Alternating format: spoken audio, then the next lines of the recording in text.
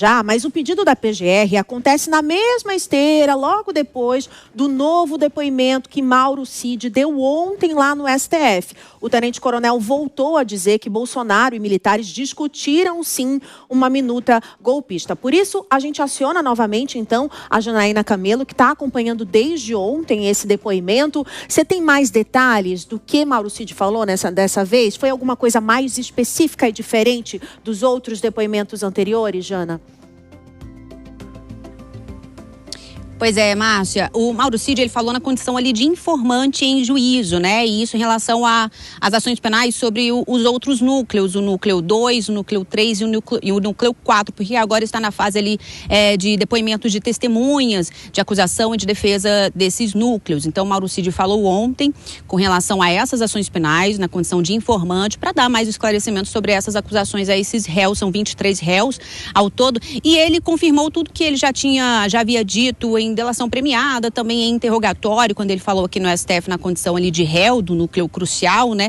E ele confirmou que ele já havia dito, por exemplo, que sobre Felipe Martins, por exemplo, ali que no final de 2022, ele entregou a Bolsonaro uma proposta de minuta de golpe, que ele enxugou essa minuta de golpe a pedido de Bolsonaro, que teria sido o mesmo documento que foi entregue, inclusive, apresentado aos comandantes das Forças Armadas também ali no final de 2022, apresentado por Bolsonaro.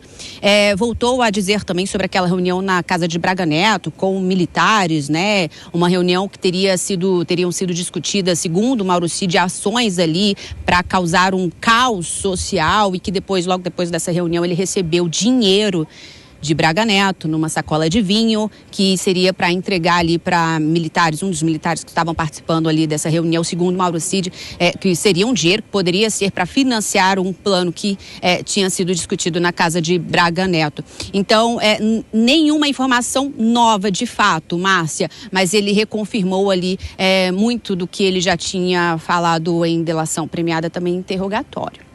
Agora a gente vai aguardar, né, Jana, quando vai ser realmente esse julgamento. Obrigada pelas suas informações, mas a gente continua falando sobre esse assunto. Agora eu vou colocar na conversa os nossos comentaristas, a Priscila Silveira e o Luiz Augusto Durso, direto aqui de São Paulo. Bem-vindos em tempo real. Boa tarde aos dois. Priscila, eu quero começar com você. Qual a sua análise dessa nova etapa aí da denúncia da PGR contra Bolsonaro? Boa tarde, Márcia, Bruno, ao meu colega Durso, a toda a nossa qualificada audiência. Márcia, a gente percebe que o Procurador-Geral da República foi incisivo em pedir a condenação de todos ali, os 8, né, réus que constam nessa denúncia, principalmente levando em consideração o artigo 29 do nosso Código Penal. A gente precisa explicar isso para a nossa audiência rapidamente, porque as pessoas não entendem muito ali qual foi ou qual teria sido a conduta do Jair Bolsonaro. E o artigo 29, Márcia, ele diz que todo aquele que concorre para o crime vai responder na medida da sua culpabilidade. Então, isso também foi utilizado pelo Procurador-Geral, além da colaboração premiada, que foi, e é também importante a gente dizer que, além do artigo 29 do Código Penal que eu acabei de citar, a colaboração premiada feita pelo Mauro Cid foi questionada, né, a todo momento pelos defensores dos acusados, mas não foi só ela que foi levada em consideração, até porque não poderia ter sido mesmo, porque a colaboração premiada, quando ela é feita, ela precisa ser corroborada com outros elementos probatórios que, inclusive, foram citados nas alegações finais do Procurador-Geral da República. Márcia.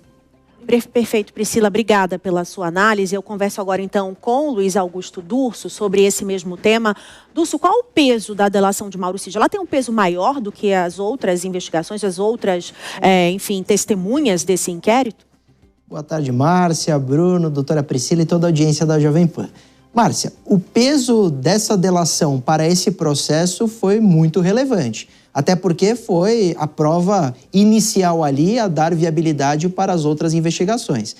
Em regra, a prova testemunhal, deve inclusive ter mais peso do que a prova da delação. Até porque o delator normalmente é um corréu.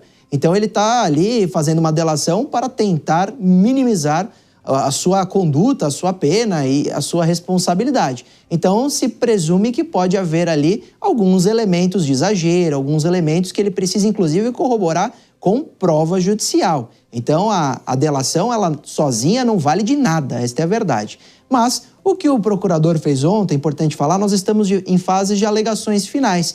O Ministério Público fala primeiro e depois as defesas para levar esse caso ao julgamento final. Não foi novidade. Pedir as condenações é normalmente o que acontece no papel do Ministério Público, aí no caso o procurador, que é o titular da ação penal e tem o papel de acusar. Em alguns casos ele pode sim pedir absolvição, se manifestar dizendo que falta provas, etc., mas em regra realmente vem o pedido de condenação, então sem muita novidade para o que aconteceu ontem. Doutor, em relação aos próximos passos, ainda pode demorar esse julgamento? Qual a sua análise? Olha, Márcia, o prazo para julgamento, ele não tem prazo legal, né? Os juízes não precisam ficar cumprindo prazos, por exemplo, para realizar a data do julgamento. Mas a gente pode usar o exemplo de como esse processo foi célere. Esse processo tramitou rápido. Então, provavelmente, diante das alegações finais das defesas, nós teremos a marcação muito em breve do julgamento desse caso. Perfeito. Já a gente volta, então, a conversar, tanto com a Priscila quanto com o Dr. Luiz Augusto.